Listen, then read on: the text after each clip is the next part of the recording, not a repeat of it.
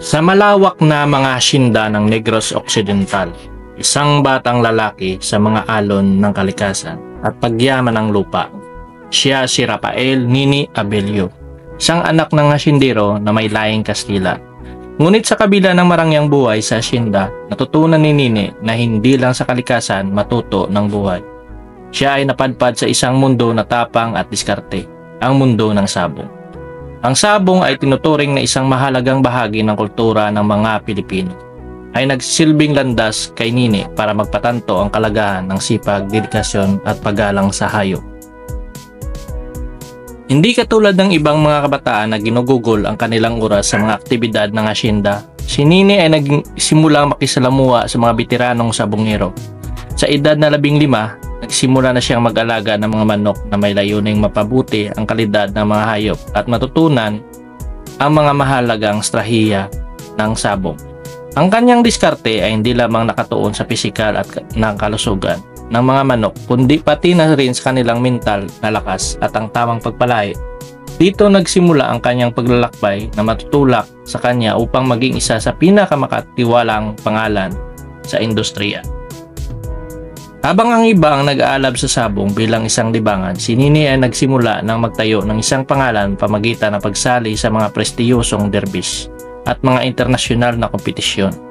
Ang kanyang Lemon 84 bloodline ay kilala sa buong bansa at naging isa sa mga kalapit bansa bilang isa sa mataas na kalidad ng manok na may kahusayan sa bilis, tibay at diskarte. Sa mga laban ng kanyang sinalihan, hindi lang ang kanyang mga manok ang humakot ng tagumpay, kundi pati na ang kanyang disiplina at etika sa laro. Ang bawat laban ay isang pagkataon na ipakita ng lahat na ang matutunan ko mula sa aking mga guro at sa mga hayop ay naalagaan ko, sabi ni Nini para sa kanya.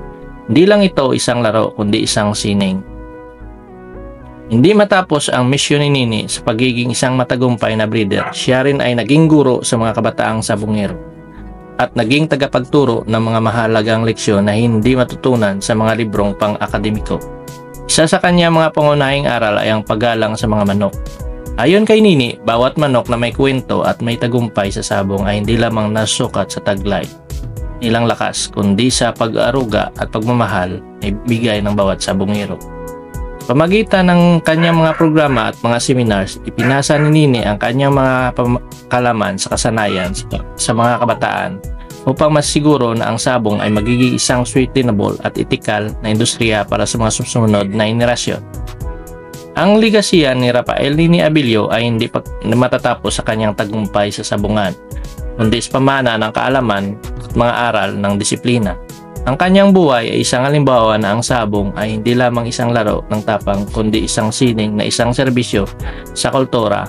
Si Nini ay nagsilbing tulay sa kabataan upang ipagpatuloy ang tradisyon at respeto sa sabong bilang isang mahalagang bahagi ng ating kultura. Hanggang ngayon, ang kanyang pangalan ay nakaukit sa puso ng mga sabongero sa buong bansa at ang mga leksyon ay binahagi niya sa pagpatuloy at pagtulungan upang makapanatili ang isang ethical na sounds of prosperous game fowl industry. Ang kwento ni Rafael Nini Abelio ay nagsilbing paalala sa mga sabong ay hindi lamang tungkol sa paminsang pagkatalo o tagumpay, kundi isang malalim na koneksyon sa ating kasaysayan, mga hayop at ating kultura. Ang bawat laban ay isang simbolo ng pagtiyaga at pag-ibig sa ating mga tradisyon. At sa mga kwento tulad ni Nini, natutunan natin lahat na ang sabong ay may mahalaga na higit pa sa pisikal na laban. At ito ang inyong kwentong sabongero, isang kwento ng buhay, inspirasyon at pamana.